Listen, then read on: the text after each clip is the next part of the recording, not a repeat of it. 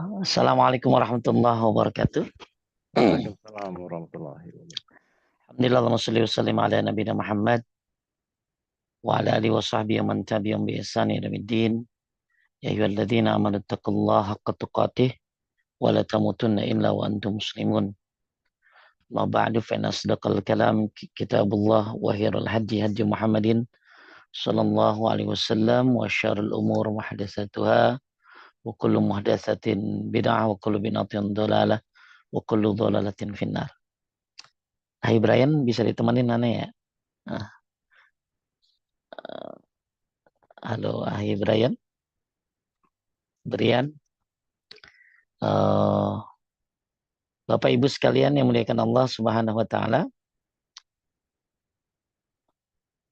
Halo, kedengaran suara saya? Kedengaran Ustaz? Ya, Dengan terdengar antum Ustaz. di offline aja ya, biar ini, di on ya, biar gua kagak sendirian jadinya. Ya. Baik, siap Ustaz. Siap, siap. Insyaallah. Kalian bantuin baca.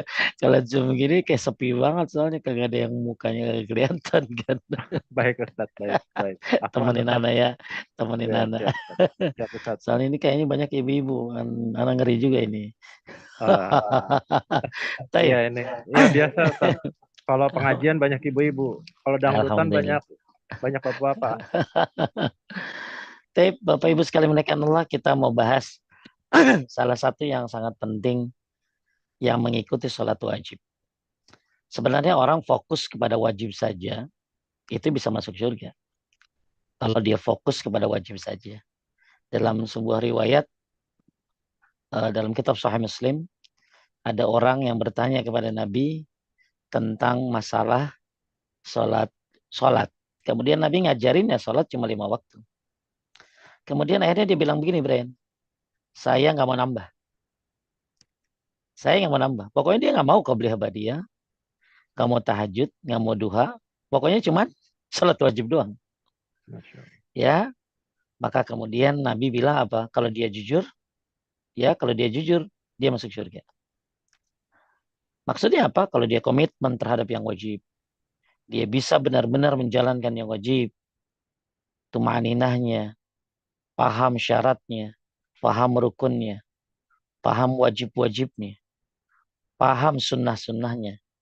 Nah sekarang kan banyak orang nggak ngerti syarat-syarat sholat, nggak ngerti rukun-rukun sholat, nggak ngerti wajib-wajib sholat. Orang kalau ditanya wajib-wajib sholat apa, dia bilang zuhur, asar, maghrib, isya. Ya, padahal itu sholat wajib namanya, gitu ya. Ya, nggak paham sunnah-sunnahnya. Makanya bahas sholat itu bukan bahas biasa ya. Bahas sholat itu bahas panjang masa. Yang kita butuhin cuma 3 kok, Brian. Tauhid, sholat, akhlak. Tauhid, sholat, akhlak. Ya, itu yang saya coba kembangin ke khususnya pengajian-pengajian anak-anak muda ya. Jadi Bapak Ibu, jadi kalau dia komitmen terhadap yang wajib, maka Allah Subhanahu wa taala masukkan dia ke dalam surga. Maka kata Imam Nawawi, Brian, ya, kalau orang dengan yang wajib saja komitmen dia masuk surga, apalagi kalau dia tambah yang sunnah.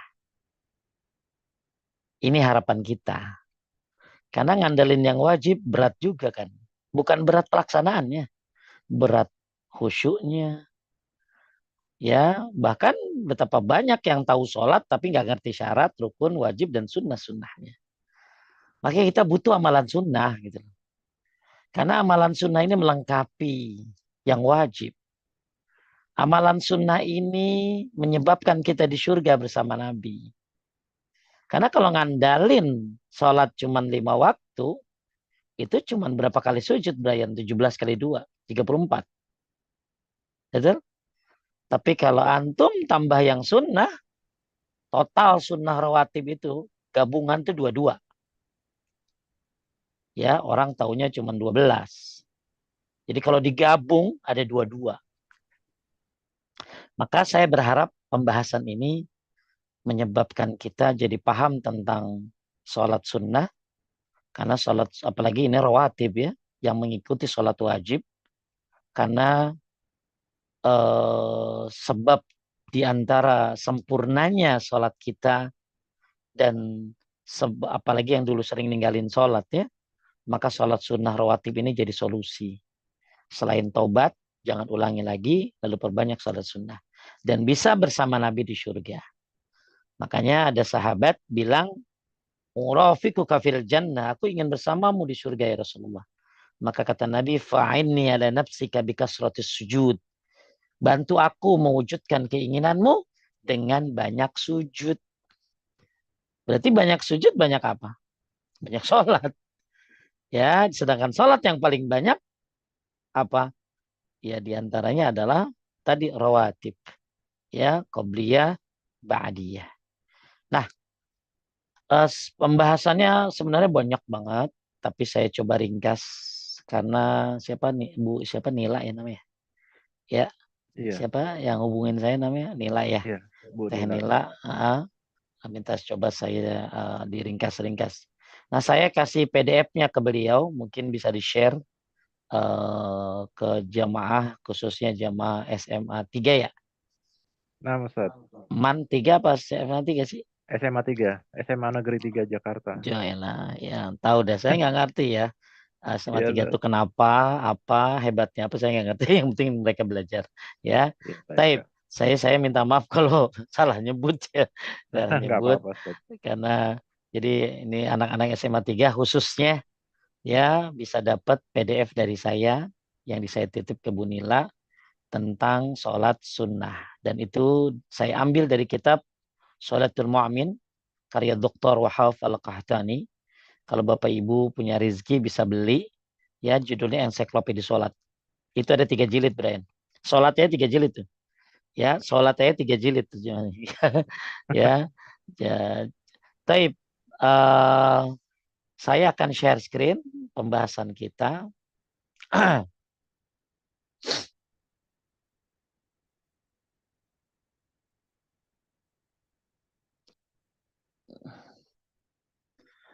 Oke, ini banyak kita langsung ke materi tentang sholat sunnah rawatib sebentar. Ini prolognya banyak banget. Nah itu dia. Baik, boleh Brian dibaca? Minta dong, tolong. Eh, Sholat baik, Ustaz. sunnah. Sholat sunat itu terdiri dari beberapa bagian atau jenis. Di antaranya sholat rawatib yang dikerjakan secara terus-menerus, rutin, witir, dan sholat duha. Di antaranya juga ada yang disunahkan untuk dikerjakan secara berjamaah. Juga ada sunnah mutlak.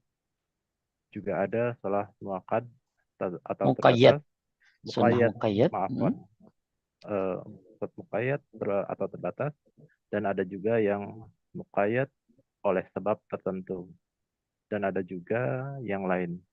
Semuanya disebut sebagai sholat tatawu atau sunnah. Atau sunnah.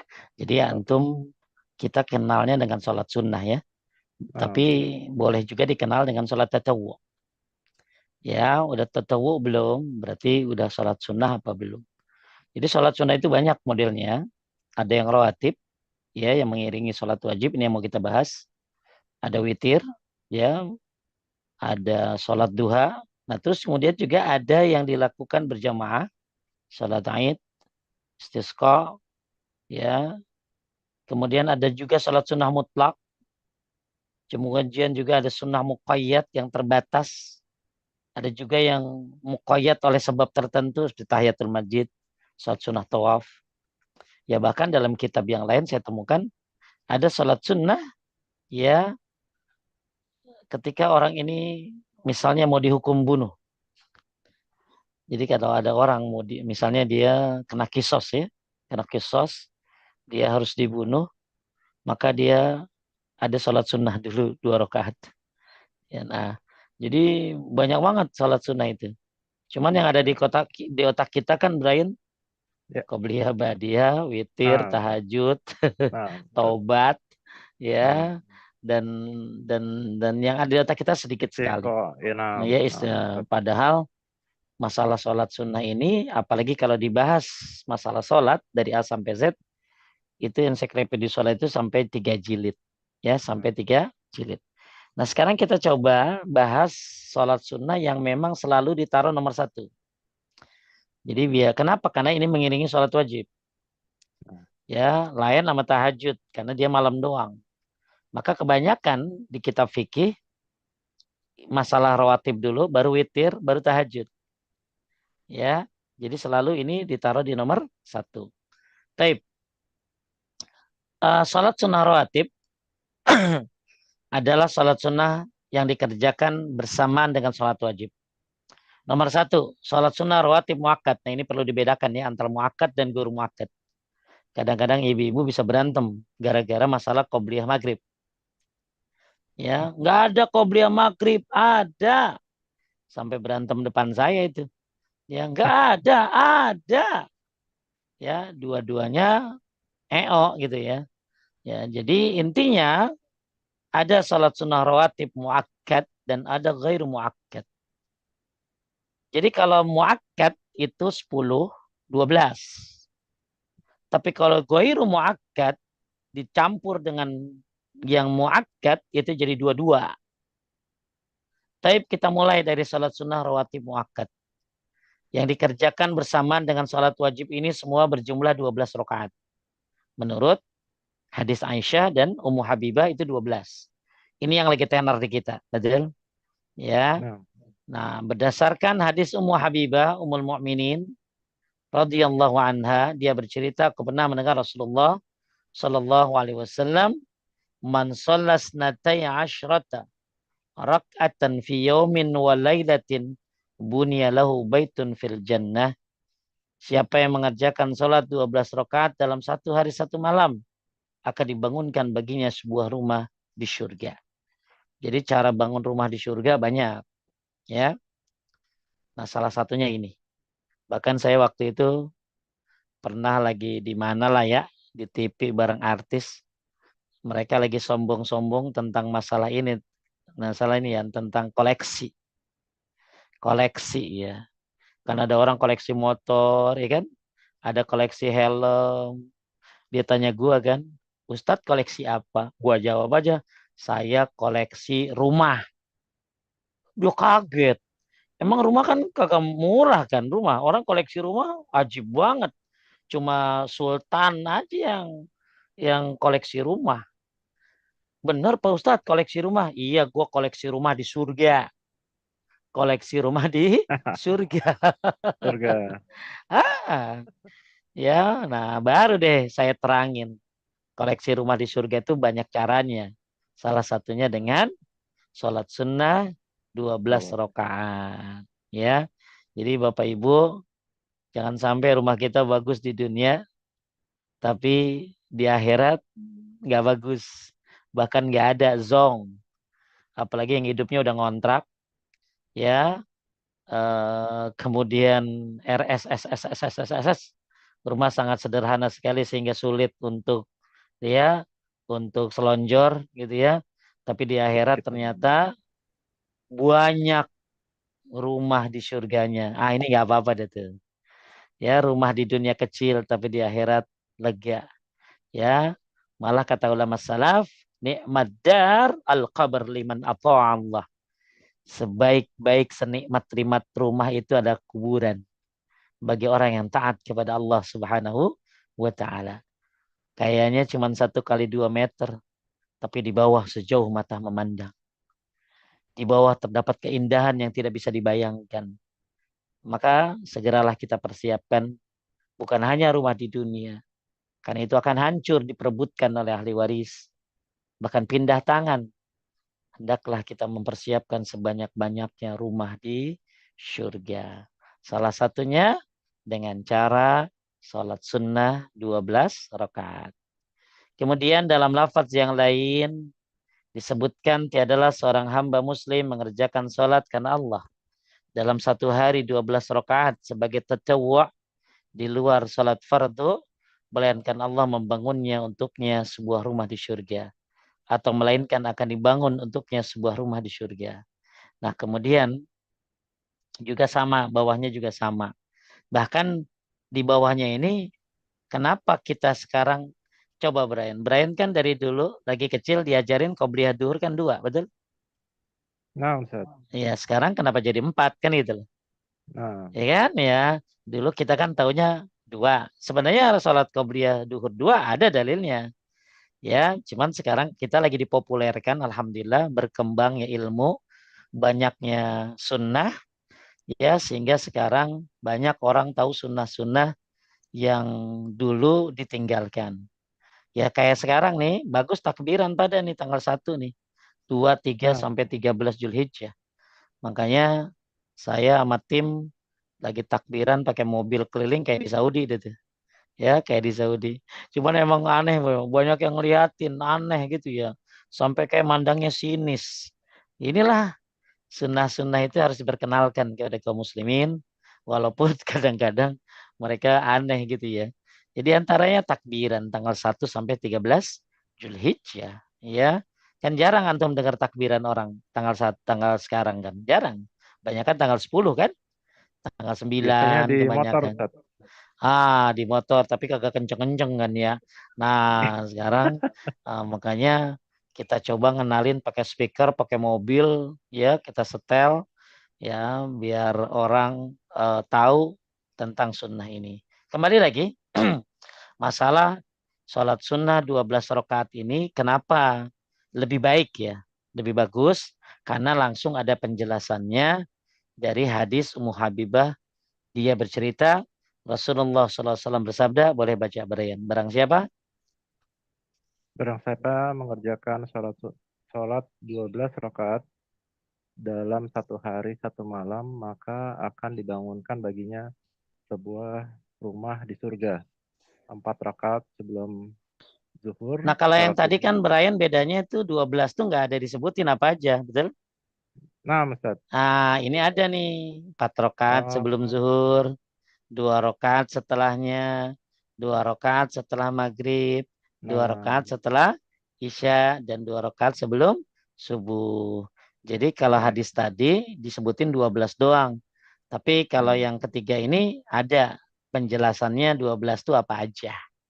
12 itu Nah, apa aja buat ibu-ibu yang pengen nanya dalil ya di screenshot nih.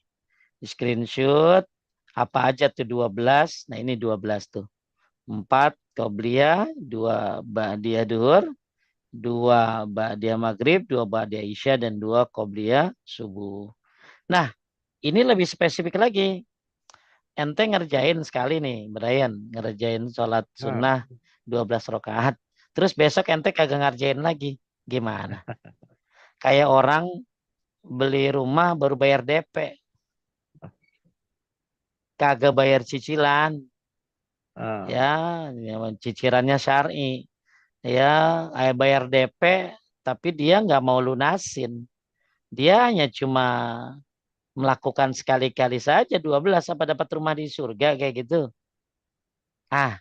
Hadis ini menjelaskan dari Aisyah dia bercerita Rasulullah Sallallahu Alaihi Wasallam bersabda, "Man sabara ala snatai asyara rakatan minas sunnah." Siapa yang gigih? Ada nggak?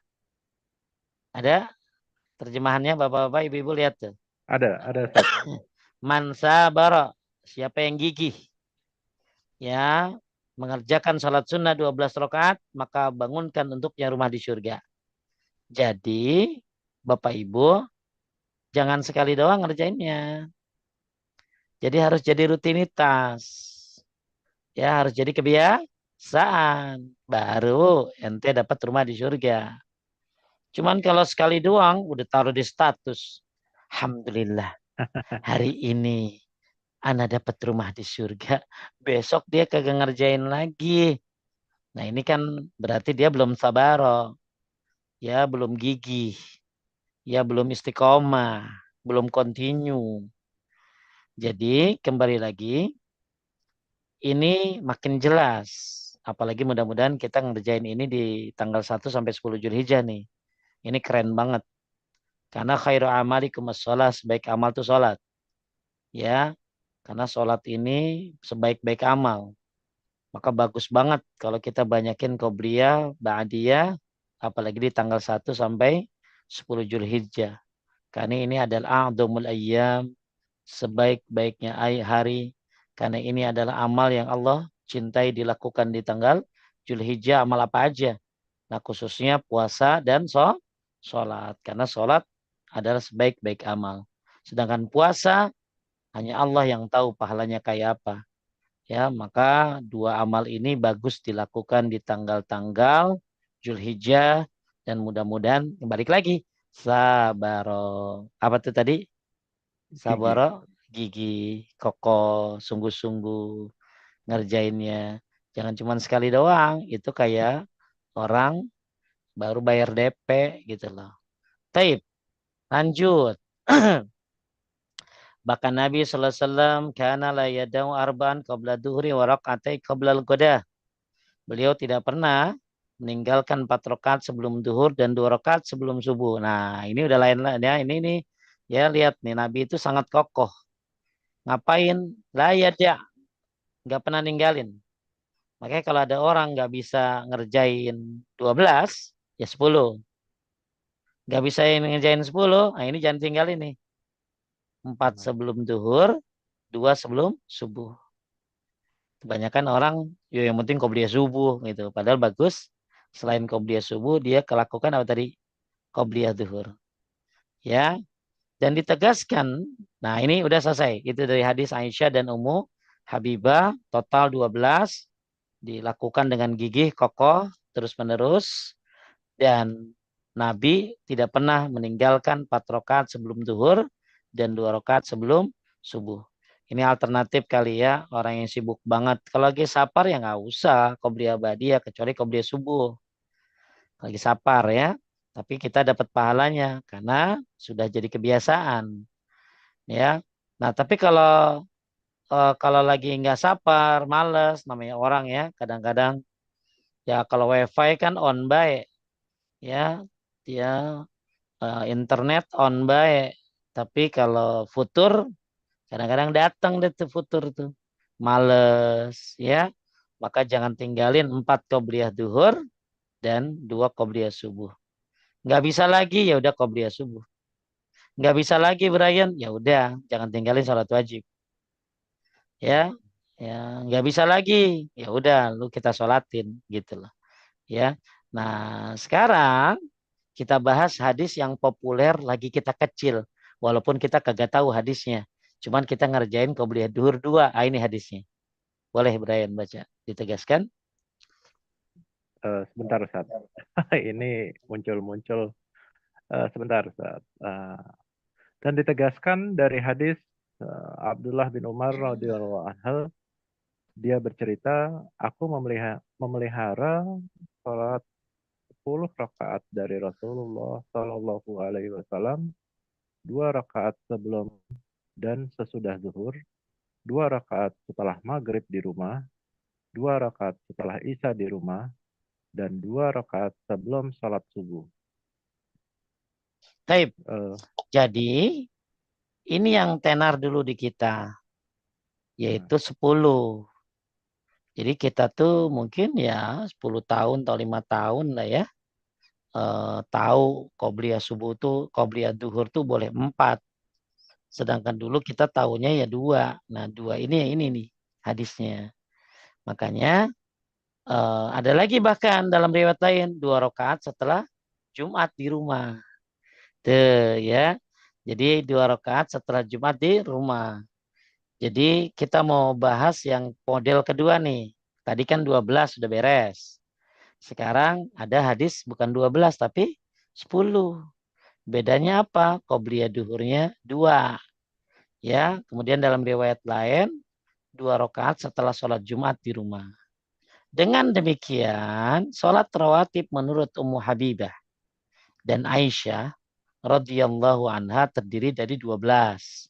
Menurut Ibnu Umar 10 rakaat. Ya, jadi ada 2 riwayat 10 dan 12. Makanya siapa yang berpegang kata Syekh Abdul Aziz bin Baz pada hadis Ibnu Umar, maka sholat rawatib itu 10. Siapa yang berpegang kepada hadis Aisyah dan Ummu Habibah, maka sholat sunnah rawatib itu berapa tadi? 12. 12. Ya.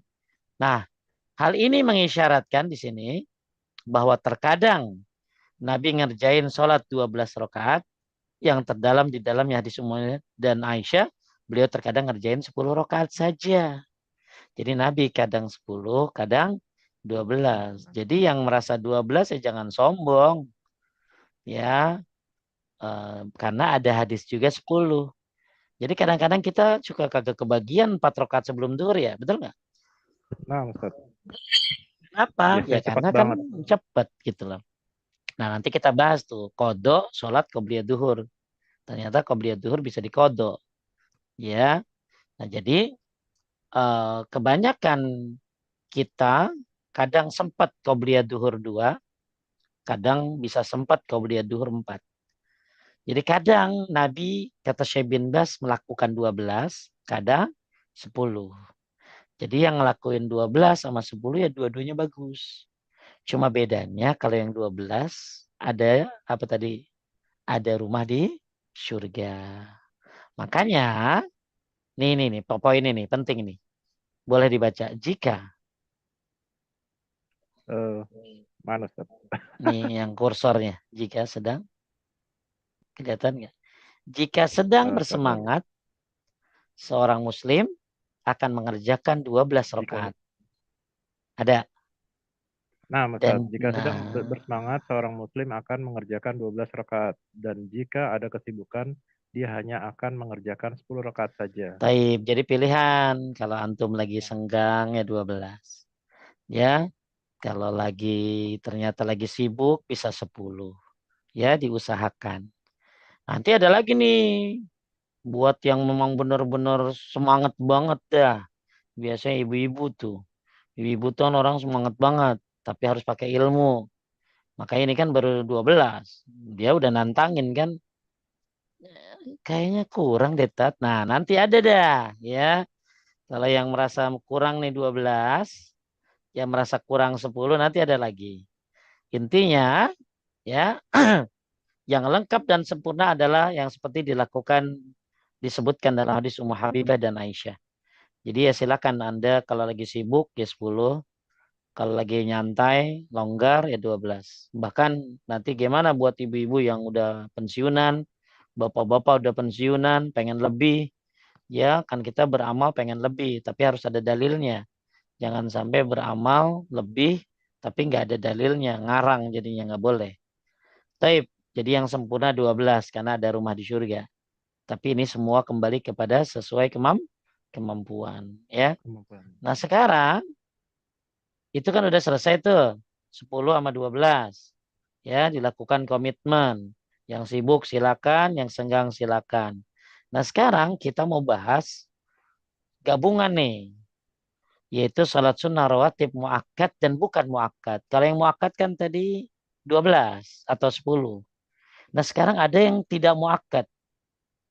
Jadi bukan berarti tidak muakkad ini akhirnya kita bilang begini, ah kagak muakkad, nggak usah dikerjain. Salah, kita ini butuh tambahan. Kita ini butuh bonus. Ya, maka siapa yang mau silakan ngerjain. Yang pasti nggak mungkin nggak ada pahala. Orang setiap sujud aja ngapusin dosa, naikin derajat kok. Setiap kita baca Al-Fatihah surat, ya baca surat misalnya ya. Kalau 3 ayat aja, Brian kayak 3 ekor onta yang bunting dan gemuk. Jadi kalau kita baca surat dalam sholat, dalam hadis riwayat Muslim itu lebih baik daripada 3 ayat itu lebih baik daripada 3 ekor onta yang bunting dan gemuk. Jadi kalau bicara mugoiru muakkad yang tidak ditekankan bukan berarti kita nggak ngerjain. Ya, kalau bisa ya tetap ngerjain. Tapi ada standarisasi. Standarisasinya 10 atau 12. Tapi ternyata ibu-ibu punya banyak waktu, punya banyak kemampuan. Apalagi bapak-bapak pensiunan ngapain lagi. Ya, nah apa aja tuh yang di sholat sunnah yang goiru muakkadnya yang tidak ditekankan. A. 4 rakaat sebelum dan sesudah zuhur. Jadi 8 tuh. Ya. Ini berdasarkan hadis Ummu Habibah, dia bercerita, Nabi Shallallahu Alaihi Wasallam bersabda, "Man hafaza ala arba'a rak'atin qabla dhuhri wa arba'in ba'daha harramallahu 'alan nar." Artinya, Brian, siapa? Barang siapa? Ustaz, screenshotnya apa ini hilang Ustaz? Masa yang lain hilang nggak? Ente aja kali. Ininya yang di share hilang Ustaz. Ah, Masa? siap Ustaz. Mana aja. Ya, coba boleh siapa yang baca, Nila? Siapa? Teh Nila. Ada share-nya? Share screen-nya ada? Ada Ustaz. Ada, Ada Teh. Ustaz. Barang Ada siapa Ustaz. senantiasa memelihara 4 Bar rakaat sebelum dan sesudah sebelum duhur, dan maka sesudah Allah mengharamkannya dari neraka. harapan. Nah, Ya, jadi Ibu, kalau kita malas nih ngerjain 4 rakaat sebelum duhur dan sesudah duhur, ingat balasannya. Apa balasannya di sini? ya. Diharamkan dari neraka, Masya Allah. Kan tahu sendiri neraka kalau ceritanya mah. Sadis, ngeri, ya takut, ya. Makanya kita puasa bagus, banyakin. Ma min abdin yasumu yauman fi sabilillah illa ba'atullah bidzalika wajhahu anin nari sab'ina kharifan. Siapa yang berpuasa 1 hari di jalan Allah, dia akan dijauhkan dari api neraka dengan puasa itu 70 tahun berjalanan. Bayangin sekali puasa dijauhkan dari api neraka 70 tahun. Ya, nah, makanya yuk banyakin sholat, yuk banyakin puasa, semoga tambah jauh dari neraka. Nah, salah satu yang menyebabkan orang bisa terhindar dari api neraka adalah sholat qobliyah duhur 4, ba'diyah duhur 4. Ya, ini gabungan ya Bu. Kita lagi bahas ziyadah nih, tambahan. Bukan hanya 10, 12. Ini buat yang semangat, buat yang pengen lebih. Kadang orang kan suka punya tenaga lebih, punya waktu lebih. Banyak sholat sunnah tuh. Ya, apalagi sholat sunnah mutlak. Banyak banget itu. Nah, yang kita lagi bahas nih sholat sunnah, rawatib. Ternyata ada 2. Ada yang muakkad dan goiru muakkad. Kalau yang goiru muakkad, ya, nah ini dia nih campuran nih.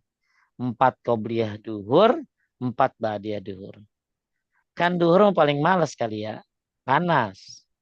Panas, cuacanya mungkin ya keadaannya begitu. Maka mudah-mudahan dengan adanya iming-iming diharamkan dari neraka dari Allah, maka kita jadi semangat. Ya, jadi jangan mikirin pahala doang kalau lagi sholat. Ternyata bisa dihindari dari api neraka, diharamkan malah kalau kita senantiasa, balik lagi tuh hafazoh. Kayak sabaro tadi, ya komitmen. Nah ini hafazoh, kan hafazoh memelihara, menjaga. Menjaga apa? 4 rakaat sebelum zuhur, 4 rakaat setelah zuhur, maka Allah haramkan dia dari api neraka. Capek mungkin, jadi total-total sama zuhurnya kan 12 ya. Ya, tapi Masya Allah balasannya luar biasa. Ada lagi 4 rakaat sebelum asar. Ya, jadi minimal 2 sebelum asar tuh. Boleh 2, itu tidak muakkad, tidak ditekankan. Tapi yang ngerjain bagus, dapat pahala. Jangan ngelarang orang sholat qobliyah asar. Termasuk ternyata ada orang sholat qobliyah asarnya berapa? 4. 4 ini ya kembali lagi. Gak usah 4 langsung. Walaupun boleh-boleh saja. Yang bagus 2 salam, 2 salam. Kita lihat dalilnya dari Nabi Sallallahu Alaihi Wasallam.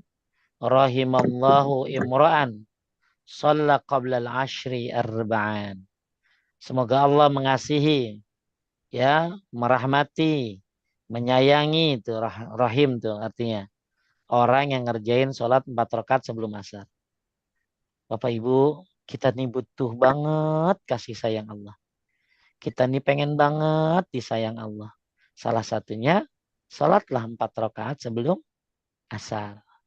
Ya, ini hadisnya tuh. Ya, Ya, ini diriwayatkan oleh Ahmad, Abu Daud, dan yang lain sebagainya. Hadis ini dikatakan hasan, ada juga yang mengatakan hadis ini sahih. Ya, jadi Bapak Ibu, sholat qobliyah asar itu ada. Yaitu boleh 2, boleh 4. Tapi kalau pengen dapat rahmat Allah, kasih sayang Allah, lakukan 4 rakaat. 2 salam, 2 salam. Dari Ali radhiyallahu anhu, Nabi mengerjakan sholat 2 rakaat sebelum asar. Kemudian ada lagi nih 2 rakaat sebelum dan sesudah maghrib. Jadi boleh. Kan yang muakkad apa? Qobliyah apa ba'diyah? Maghrib. Brian. Eh, Badiah Ustaz. Ba'diyah maghrib. Nah, tapi yang mau ngerjain qobliyah maghrib boleh. Ya, jangan berdebat tapi kagak ada ilmu. Ya, ngajinya di Kamboja sih. Ya, maka kalau iya pernah ada ibu-ibu ribut depan saya. Yang satu merasa benar udah kagak ada qobliyah maghrib. Ya, ada, boleh. Tapi tidak ditekankan. Tapi yang mau, ya dapat pahala dong. Masa sih sia-sia di sisi Allah sholat nggak ada. Sholat sia-sia. Ya, sholat ini sebaik-baik amal. Nah, boleh bacanya. Brian, hal itu Hal itu didasarkan pada hadis Anas radhiyallahu anhu yang di dalamnya disebutkan kami pernah mengerjakan sholat 2 rakaat pada masa Rasulullah Shallallahu Alaihi Wasallam setelah matahari terbenam sebelum sholat maghrib. maksudnya qobliyah. Ya, Nah, jadi ternyata kami loh. Ya, jadi kami ini kan berarti para sahabat. Jadi jangan bilang orang yang qobliyah maghrib ini nggak ada dalilnya. Ada lagi nih, lihat nih, keren nih. Anas radhiyallahu mengatakan, lanjut, kami Anas kami pernah berada di Madinah. Tiba-tiba seorang muadzin mengumandangkan azan sholat maghrib.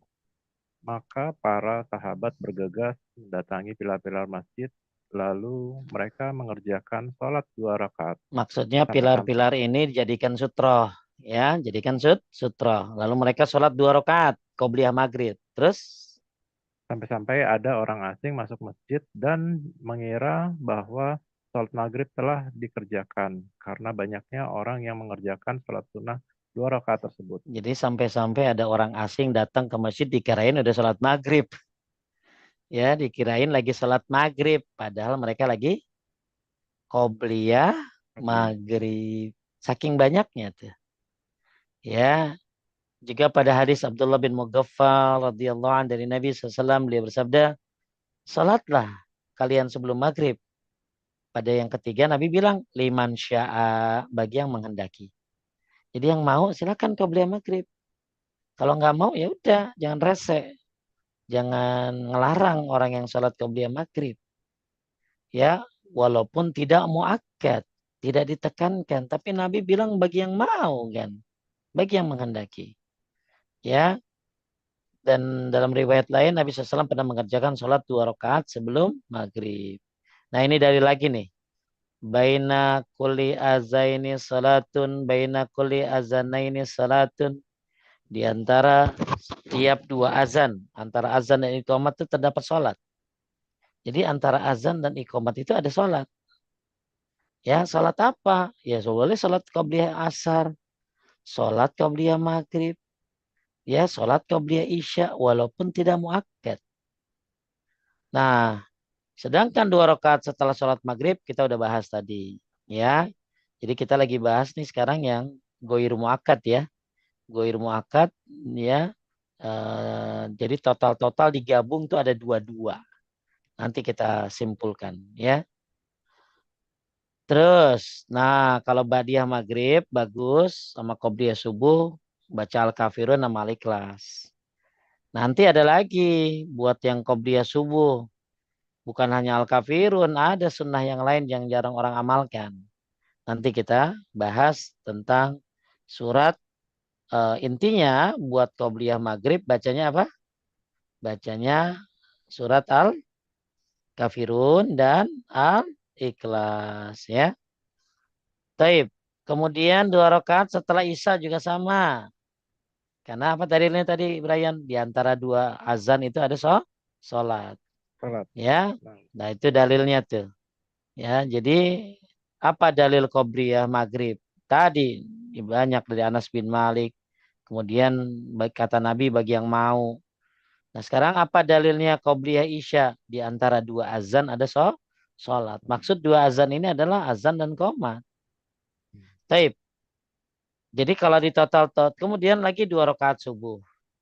Jadi kalau di total coba 4 qobliyah duhur, 4 ba'diyah duhur berapa? 8.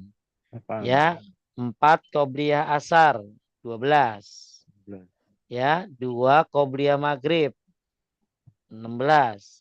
14. 2 ba'diyah maghrib 16.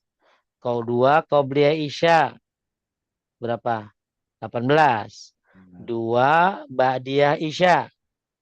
Eh, Iya, koneksinya iya. ya Ustaz, Iya, kenapa tahu ini? pada Allah. Udah dengar? Kedengaran? Kedengaran? Sudah dengar. Kedengaran Ustaz. Taib, saya ini lagi.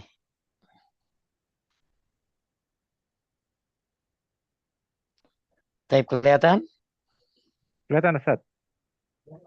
Taib. Jadi kita sekarang mau bahas tentang 2 rakaat sebelum subuh. Ya, 2 rakaat sebelum subuh.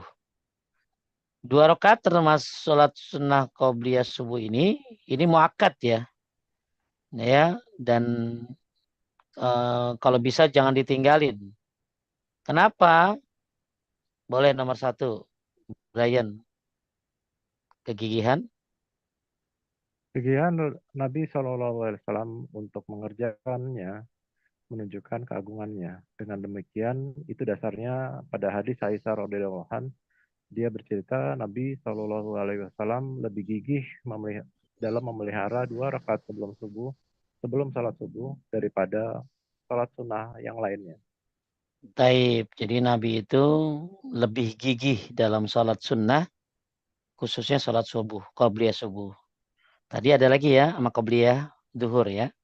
Nah, Ya, ada qobliyah duhur, 4, sama qobliyah subuh. Nah kalau hadis ini Nabi segitu gigihnya selalu menjaga 2 rakaat qobliyah subuh. Ya, bahkan Nabi pernah riwayat itu Nabi itu kesiangan. Kesiangan karena Bilal ketiduran, maka akhirnya lagi safar Nabi juga ketiduran. Terus Nabi bangun matahari udah terbit. Lalu Nabi apa? Sholat qobliyah subuh dulu baru sholat subuh. Sehingga jadi qobliyah subuhnya tetap dikerjain. Itu hadis riwayat Muslim. Ya padahal udah matahari udah terbit. Makanya kalau ada orang ketiduran bukan sengaja. Bangun jam 8 misalnya. Kemudian dia mau sholat subuh, bagusnya qobliyah dulu. Kenapa? Karena Nabi begitu ngerjainnya gitu loh. Ya, jadi qobliyah dulu baru subuh. Kenapa Pak Ustadz? Karena Nabi ngerjainnya begitu gitu. Ya, dan gak ditinggalin qobliyah subuh itu. Ya, nah ini nih ya. Jadi ini yang tenar di kita nih. Kenapa banyak orang suka qobliyah subuh? Karena rakaat fajri khairu minad dunya wa ma fiha. Fajar di sini adalah qobliyah subuh. Jadi bukan ada sholat lain selain sholat terakhir itu ya witir. Jadi ada orang ada sholat fajar, ada qobliyah subuh katanya. Jadi fajar di sini maksudnya adalah qobliyah subuh. Ya. Jadi kenapa orang banyak kerjain? Karena Nabi ngasih ya apa sih motivasi dapat dunia dan lebih baik daripada dunia dan seisinya. Kemudian kalau qobliyah subuh yang disunnahkan itu meringankannya. Ya. Jadi jangan orang kalau qobliyah subuh itu cepat-cepat. Jadi bagus diapain? Diringankan sholat qobliyah subuh itu. Ya. Taib. Nabi SAW meringankan 2 rakaat sebelum sholat subuh. Sehingga aku sempat bertanya, kata Aisyah, apakah beliau membaca Al-Fatihah, Ummul Kitab? Jadi kalau qobliyah subuh jangan lama-lama. Ya, kenapa? Supaya kita bisa doa antara azan dan qomat. Ya, supaya nggak ketinggalan juga sholat subuh. Kemudian kenapa sholat qobliyah subuh itu sangat ditekankan oleh Nabi? Ya, eh, ya apa? Di sini salah satu sebabnya adalah ya. Jadi saya ulangi. Jadi yang pertama, Nabi itu gigih kalau qobliyah subuh, nggak pernah ditinggalin. Tadi malah saya cerita, walaupun Nabi terlambat, udah matahari terbit ya, nggak sengaja, tetap qobliyah subuh. Kemudian karena qobliyah subuh itu lebih baik daripada dunia seisinya. Kemudian yang ketiga, qobliyah subuh itu bagus diringankan, jangan dilama-lamain ya. Jadi tetap tumanina dan waktunya antara azan dan iqomah ya. Jadi jangan jangan sholat qobliyah belum azan, jangan. Sholat qobliyah itu setelah azan ya, dan akhirnya kapan? Akhirnya itu berarti ba'diyah ya.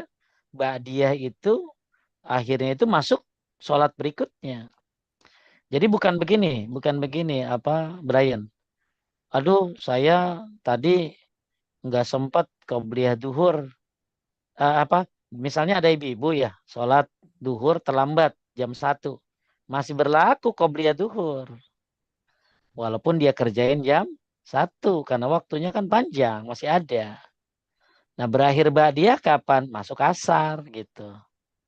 Taib. Kemudian eh yang keenam nih, ini apa yang dibaca kalau qabliyah subuh? Kita tahunya apa, Brian? Al-Kafirun Al-Kafirun sama dan Al-Ikhlas. Al-Ikhlas. Nah, betul. Padahal, nah ini nih ya. Kalau yang pengen ngamalin ya, Hmm. baca Al-Baqarah 136 rakaat pertama. Kemudian Al-Imran 52 rakaat kedua. Ya, cuman ayat yang di sini terpotong. Jadi bagus bacanya begini ya. Qulu amanna billahi wa ma unzila ilaina wa ma unzila ila Ibrahim wa Ismail wa Ishaq wa Yaqub wal asbat wa ma utiya Musa wa Isa wa ma utiyal nabiyyuna min rabbihim la nufariqu baina ahadin minhum wa nahnu lahu muslimun. Itu Al-Baqarah 136. Sunnah dibaca kalau qobliyah subuh. Ini termasuk sunnah yang jarang nih Brian. Nah, Kebanyakan orang favoritnya pasti kuliah kulhu. Ya. Nah, jadi kalau ibu mau ngamalin sunnah, bagus. Qobliyah subuh sekali-kali baca Al-Baqarah 136. Rokaat kedua, Ali Imran 52. Atau rokaat pertama, Al-Baqarah 136. Rokaat kedua, Ali Imran 64. Saya ulangi. Al-Baqarah 136 rokaat pertama. Al-Imran 52 ayat rokaat kedua. Atau Al-Baqarah 136 rakaat pertama, Al-Imran 64 rakaat kedua. Ya. Nah, ini potongan ayatnya. Qulu amanna billahi wa ma unzila ilaina dan selanjutnya. Rakaat kedua, amanna billahi wa syhad bi anna muslimun. Nah, ini Al-Imran 52. Atau Qulu amanna billahi wa ma unzila ilaina dan seterusnya. Al-Baqarah 136. Rakaat kedua, ya, Al-Imran 64. Ta'alau ila kalimatin sawa'im bainana wa bainakum dan seterusnya. Ya, ini jarang ada orang yang baca ini ya. Tapi kalau Bapak Ibu pengen ngamalin sunnah, bagus nih. Ini sunnah yang jarang diamalkan ya. Yaitu qobliyah subuh. Rakaat pertama baca Al-Baqarah 136. Rakaat kedua baca Ali Imran 52. Atau rakaat pertama Al-Baqarah 136, Al-Imran 64. Kalau hafal. Ya, kalau nggak hafal ya kuliah kulhu sudah cukup. Kemudian yang ketujuh, bagus orang kalau qobliyah subuh berbaring. Berbaring ini di rumah ya, bukan di masjid. Ya, jadi jangan pada tiduran di masjid gitu ya. Wah, habis qobliyah subuh, nungguin subuh pada berbaring. Jadi memang Nabi SAW jika sudah mengerjakan sholat sunnah subuh, ya qobliyah subuh maksudnya, beliau berbaring di atas lambung kanannya. Ada yang bilang ini buat imam yang rumahnya dekat. Ya kan Nabi rumahnya samping masjid ya Brian. Ya betul. maka Nabi berbaring. Ya ada yang bilang ini buat imam. Tapi kalau ulama yang lain ini buat imam dan juga buat makmum. Cuma dilakukan di rumah. Masalahnya kalau kita berbaring di rumah ketiduran. Bangunnya suruk nantinya.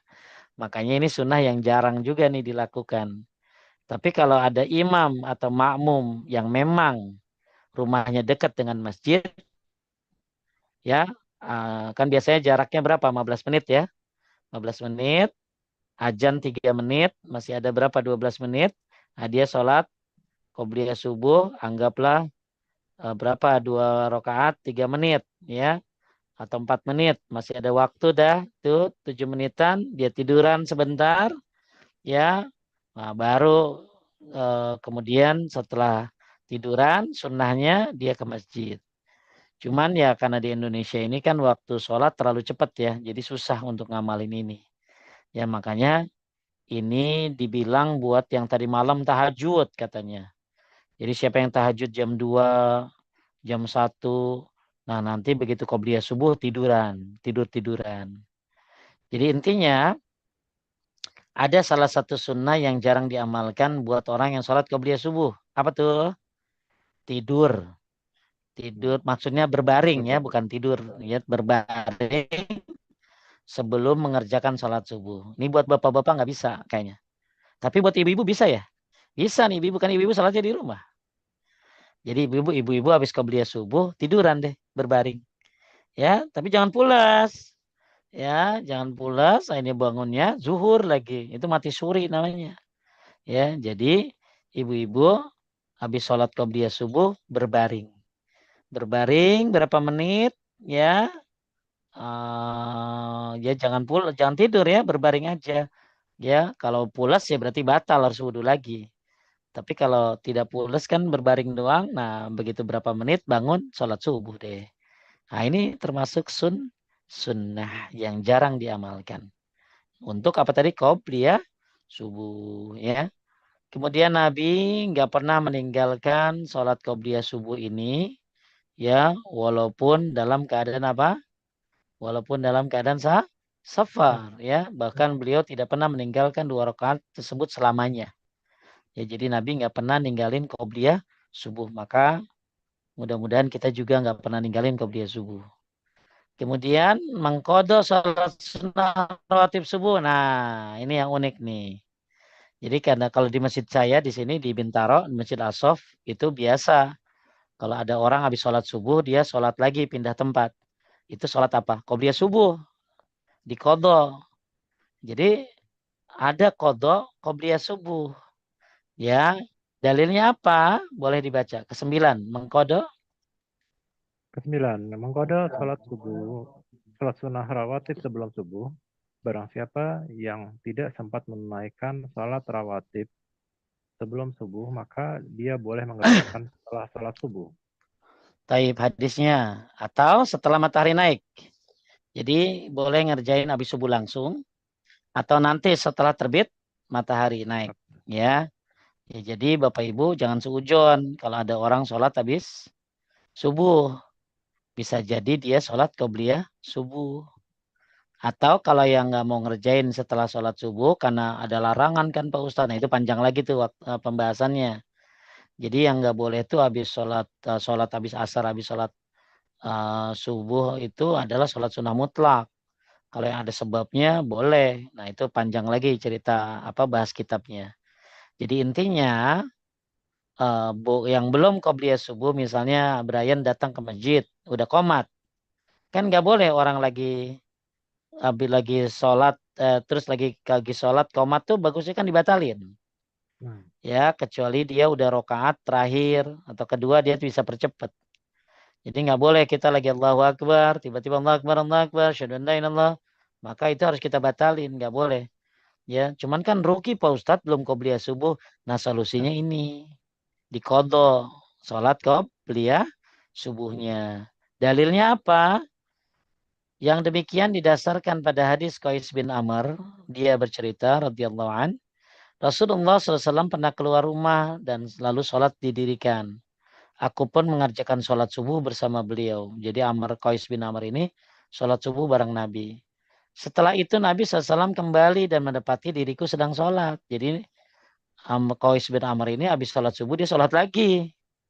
Ya, beliau berkata, sebentar wahai Qais, apakah ada dua sholat subuh maksudnya? Ya, jadi kok habis sholat subuh ada sholat lagi. Emang ada sholat subuh dua kali bahasa kita mah gitu ya. Ya, aku menjawab, wahai Rasulullah, sesungguhnya aku tadi belum mengerjakan sholat 2 rakaat sebelum subuh. Jadi ternyata sholat yang dikerjakan habis sholat subuh itu adalah qobliyah subuh. Jadi Qais bin Amr ini belum ngerjain. Maka Nabi bilang apa? Kalau begitu tidak apa-apa. Ya, hadisnya diriwayatkan oleh At-Tirmizi. Hadis ini disahihkan oleh Syekh Albani. Kemudian juga pada hadis yang lain, ya, ada cerita lagi, ya, intinya ini dalil tentang bolehnya apa tadi, Brian? Qobliyah Sholat qobliyah subuh subuh dikerjakan setelah sholat. dilakukan setelah sholat subuh atau setelah terbit matahari. Nah, ini dalil yang terbit matahari. Man lam yusalli raka'atal fajri falyusallihima ba'dama tatlu'u syams. Barang siapa yang belum mengerjakan sholat 2 rakaat sebelum subuh, maka hendaklah dia mengerjakannya setelah matahari terbit. Jadi kalau di masjid-masjid kan suka nggak umum ya. Ya, kalau ada orang sholat habis subuh pasti diliatin. Karena orang kita taunya habis subuh kagak boleh sholat. Taunya itu doang hadisnya. Padahal hadisnya banyak gitu loh ya. Makanya belajar yang jauh. Maksudnya apa? Nambah ilmu terus. Ya, ya jangan stuck dengan satu pendapat. Banyak riwayat-riwayat. Cari yang paling mendekati kebenaran. Ya saya pernah habis sholat subuh, sholat lagi diliatin di masjid orang ya. Orang pada ngeliatin ya. Ya, sholat apa tuh orang, sholat apa tuh orang gitu loh. Ya, karena dia taunya ya nggak boleh. Padahal Qais bin Amr melakukan dan Nabi bilang apa? Nabi bilang apa? Kalau Tidak begitu apa. tidak apa-apa. Bahkan dalam riwayat lain Nabi diem. Kalau diem berarti apa? Boleh. Ya. Nah, jadi kalau yang malu, yang nggak mau, nanti lakukan setelah terbit matahari. Bisa di rumah, ya kerjain qobliyah subuhnya. Niatnya apa Pak Ustadz? Ya qobliyah. Kan dikerjain ba'diyah. Itu urusannya lain. Kan ada contohnya di sini. Ya. Jadi itu namanya mengkodok qobli dia subuh. Terus, nah ini tadi yang saya cerita nih. Lanjut, telah ditegaskan. Telah ditegaskan bahwa Nabi Shallallahu Alaihi Wasallam pernah mengkode salat sunnah rawatib sebelum subuh bersamaan dengan salat subuh yang terlambat karena beliau tertidur dalam perjalanan. Beliau mengerjakan salat sunnah rawatib sebelum mengerjakan salat wajib subuh. Kemudian beliau mengerjakan salat subuh dan itu berlangsung setelah matahari naik. Taib. Da- da- Jadi tadi saya udah ceritakan ya, Nabi ketiduran itu ya. Nabi nah, betul. ketiduran, akhirnya Nabi padahal udah terbit matahari, udah naik matahari, maka Nabi qabliyah subuh baru sholat subuh. Ya berarti ini apa nih? Berarti kalau Bapak Ibu nggak sengaja sekali-kali ketiduran bangun jam 7, setengah 7, kan kaget tuh kita. Ya udah Hmm, langsung wudhu, langsung qobliyah, ya baru sholat subuh. subuh. Kenapa Pak Ustadz nggak subuh dulu? Ya karena Nabi ngerjain begitu. Lain lagi kalau kita masih ada waktu subuh. Misalnya subuh tinggal 10 menit lagi, ya subuh dulu atuh. Ya, qobliyahnya nanti setelah terbit Matahari. matahari ya. Kemudian di sini ya ada pembahasan tentang sholat 4 rakaat setelah Jumat. Jadi qobliyah Jumat kan nggak ada. Yang ada tuh tahiyatul masjid dan sholat sunnah mutlak. Jadi kalau Brian datang ke masjid pas setengah 12 kan masih banyak waktu 20 menit lagi misalnya. Ya udah lihat tahiyatul masjid, habis tahiyatul masjid nanti sholat sunnah mutlak 2 salam, 2 salam, 2 salam, 2 salam, 2 salam sampai khotib naik ke atas mimbar. Jadi nggak ada qobliyah ya, walaupun ada perbedaan pendapat. Nah, jadi disebutkan tadi kan dalam hadis Ibnu Umar ya. Nah, setelah sholat Jumat ada ba'diyah Jumat namanya ya 4 rakaat. Jadi ini jarang juga ya, banyakan orang ba'diyah Jumat 2 Dua. ya, padahal boleh berapa? 4 ya. Boleh dilakukan di masjid, kalau di masjid katanya 4, kalau di rumah jadi 2 ya. Nah, ini pembahasannya. Jika salah seorang di antara kalian telah mengerjakan sholat Jumat, hendaklah mengerjakan sholat 4 rakaat setelahnya. Jadi ba'diyah Jumat itu 4 rakaat. Ya, 2 salam, 2 salam. Nah, cuman ulama berbeda pendapat. Gimana ngelakuinnya? Maka ada yang bilang, kalau ada yang bilang 2 rakaat di masjid, 2 rakaat di rumah. Ada yang bilang, kalau ada 4 rakaat, bagus di masjid. Tapi kalau di rumah, bagus 2 rakaat. Nah, ini siapa aja yang mau ngamalinnya, silakan ya. Yang penting ba'diyah Jumat itu adalah 4 rakaat. Taib. Kemudian ini dalil-dalil yang tentang apa tadi? Tentang ba'diyah Jumat ya. Ba'diyah Jumat. Kemudian poin nomor 3. Waktu sholat sunnah rawatib yang dikerjaan bersamaan dengan sholat fardu. Jadi yang namanya qobliyah ya berarti diiringi dengan sholat wajib. Wajib. Kemudian mengkodok sholat sunnah rawatib. Nah, ini nih. Jadi sebenarnya mengkodok sholat sunnah rawatib itu bukan hanya qobliyah subuh. Ya, bisa juga qobliyah duhur. Jadi antum datang ke masjid nih Brian. Nah, Tiba-tiba komat gitu loh. Antum belum qobliyah duhur kan? Antum bisa kerjain setelah sholat duhur. Ya. Nah, hadisnya ini nih telah ditetapkan dari Aisyah radhiyallahu anha bahwa Nabi SAW jika belum mengerjakan sholat 4 rakaat sebelum duhur, beliau mengerjakannya kapan? setelah. Setelahnya. Jadi misalnya Brian datang ke masjid, baru 2 rakaat udah komat. Sedangkan Brian pengen 4 kan? Nah, Maka Brian habis sholat duhur kerjain nah, qobliyah duhur. Ya, cuman ada pendapat lain, bagusnya ba'diyah dulu baru qobliyah. Tapi ada lagi pendapat yang lain, ya qobliyah dulu baru ba'diyah. Ya, yang mana aja ya. Kalau Syekh Utsaimin setahu saya ba'diyah dulu baru qobliyah. Ya. Jadi mengkodok sholat sunnah rawatib itu cuma ada dalilnya itu sholat qobliyah subuh. Satu lagi adalah qobliyah duhur. Cuma Brian, sebenarnya ada riwayat yang lain. Riwayat apa Pak Ustadz? Nabi pernah sholat sunnah ba'diyah duhur habis asar. Saya ulangi ya. Nabi pernah sholat apa tadi? Ba'diyah ba'diyah. duhur habis asar. Cuma ulama berbeda pendapat. Itu mah khusus Nabi gitu loh. Karena habis asar dikerjainnya. Tapi ulama yang lain boleh. Cuma tidak jadi kebiasaan. Ya, maksudnya misalnya Brian pengen ba'diyah duhur nih ya. Tapi kan buru-buru. Kerjaan banyak. Ya, pengen ba'diyah duhur tapi udah ditungguin sama klien. Ibu-ibu pengen ba'diyah duhur, anak udah ngebel bae, udah nge-handphone bae. Maka ibu-ibu nggak bisa ngerjain ba'diyah duhur. Maka dibolehkan mengerjakan ba'diyah duhur setelah asar. Catatannya nggak boleh jadi apa tadi? Kebiasaan. Kebiasaan. Ya, jadi itu tentang qobliyah dan ba'diyah apa tadi? Ba'diyah zuhur. Cuma kalau ulama yang lain bilang itu khusus buat Nabi aja menjalankan ba'diyah duhur habis asar.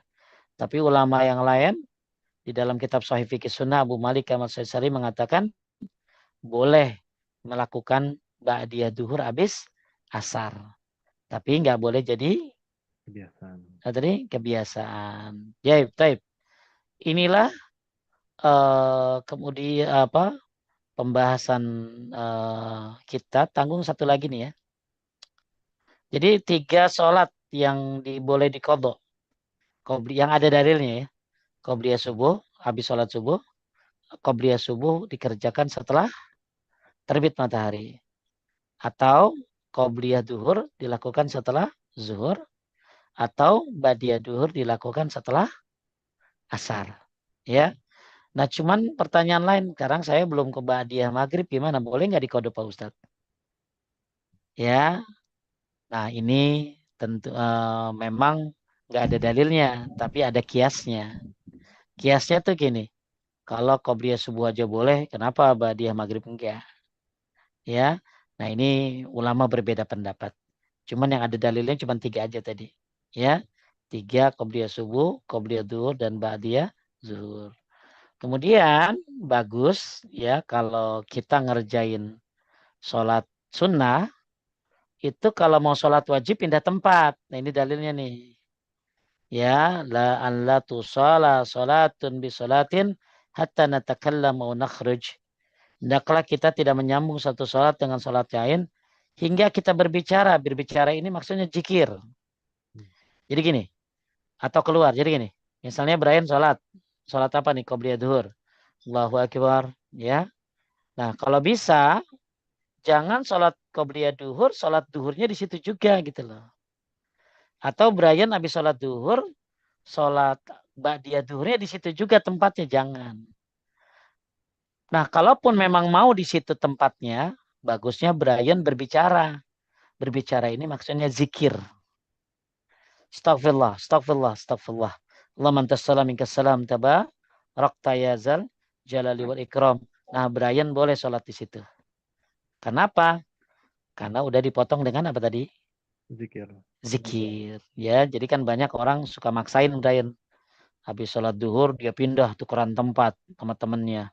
Padahal ada yang sholat. Sampai ngelangkahin orang yang sholat. Ya, sampai temannya dicolek-colek. No, tukeran tempat gitu loh. Padahal nggak usah begitu. Tinggal dia zikir. Jadi yang nggak boleh itu habis sholat duhur. Terus salam dia langsung sholat ba'diyah. Itu nggak boleh. Tanpa dipotong oleh apa tadi? Zikir. Zikir. Jadi kalau udah zikir berarti dia boleh sholat di tempat itu. Ya. Jadi tapi kalau kan ada orang begitu tuh. Buru-buru kali. Namanya SPBU. Si paling banyak urusan. Ya.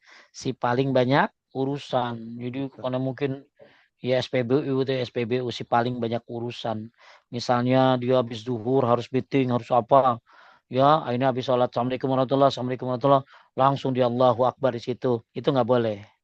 Jadi dia harus pindah tempat. Ya, tapi dia boleh nggak pindah tempat kalau udah berbicara. Berbicara di sini maksudnya adalah bersikir. Ya, jadi nggak usah maksain orang pindah-pindahan. Ya, cukup kita berzikir saja. Kemudian apalagi ini tadi udah dibahas nih. Meninggalkan sholat sunnah rawatib kalau sudah apa tadi? Iqomah. Ya nggak boleh. Ya kecuali antum kalau udah. Ini buat yang di masjid ya. Bukan buat ibu-ibu yang di rumah.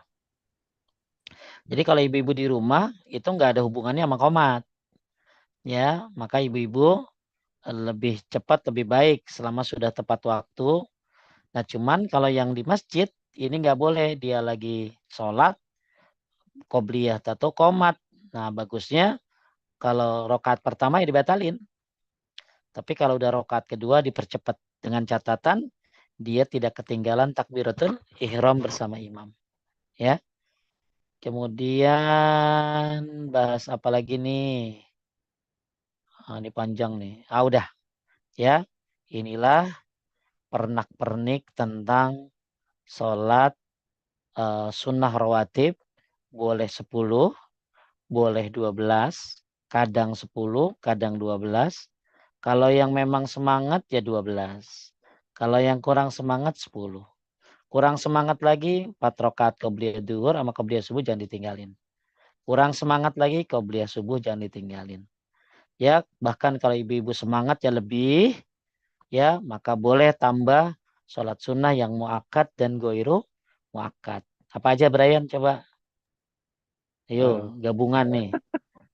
4 Gabungan sebelum sebelum 4 zuhur. sebelum zuhur, Sebelum zuhur. 4 eh, setelah zuhur, zuhur.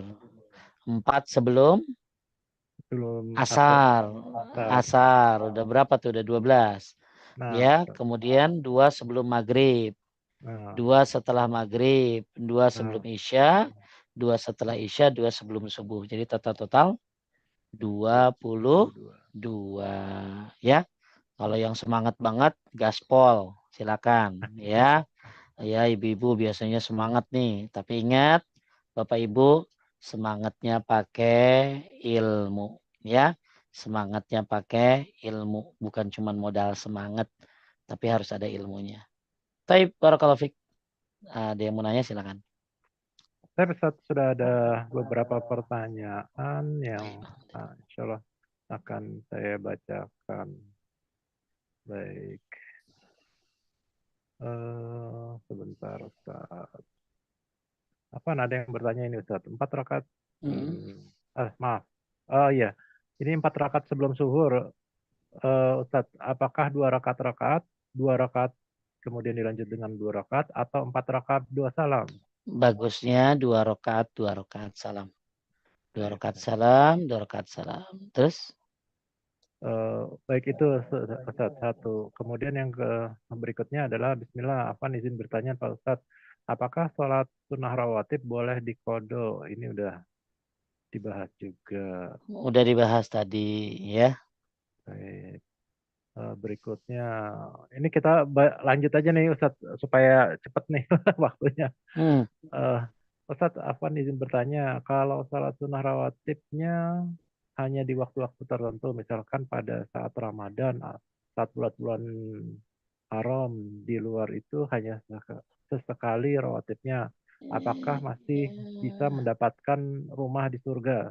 Atau harus Enggak, karena tidak sabaro. hmm, Ya, kembali lagi apa tadi? sabar dengan Sabaro. gigi? Sabaro itu apa? Gigi. Jadi harus jadi rutinitas. Sedangkan Nabi kan ahabul a'mal ilallah adwamuha wa in qalla. Amal yang dicintai Allah itu adalah yang Yang sedikit dan sedikit terus continue. menerus gitu loh. Ya continue gitu ya. Jadi jangan Ramadan doang. Itu namanya Pak Romdoni, spesialis Ramadan Ramadan. ya. Ya, atau Pak Muharram, Iya. spesialis bulan Muharram. Muharram. Lanjut. Izin bertanya Ustaz, jika sholat wajibnya tidak di awal waktu, masih bisakah sholat rawatib qobliyah, Masih terutama dong. nah, Masih ya.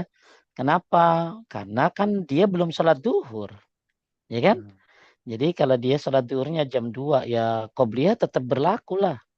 Orang dia ketinggalan, orang tadi ada kodok juga malah, ya kan? Ya misalnya ibu ketinggalan sholat qobliyah, langsung sholat duhur jamaah. Maka masih ada qobliyah duhur tapi dilakukan setelah duhur gitu loh. Jadi qobliyah itu adalah sholat yang mengiringi sholat wajib. Selama Anda belum sholat wajib masih berlaku tuh. Ya, selama belum masuk waktu yang lain. Ya, terus? Afwan Ustaz, bila kesiangan eh, hingga waktu zawal, apakah tidak boleh qobliyah subuh? Kayaknya udah dijawab ini Ustaz. Ya, jadi kalau kesiangan tetap boleh sholat qobliyah subuh.